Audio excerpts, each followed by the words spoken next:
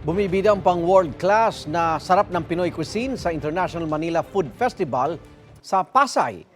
Nagsama-sama po rito ang award-winning Filipino chefs mula rito sa bansa at maging sa iba't ibang panig ng mundo.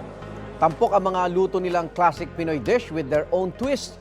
Kumpleto ang menu mula sa savory dishes, dessert, pati inumin.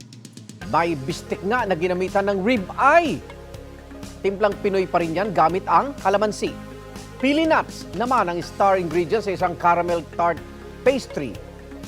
Pinopromote kasi sa event ang ilang locally sourced ingredients at tatagalaga sa linggo ang Food Expo na layon daw gawing Center of Culinary Excellence sa Maynila sa buong Asia.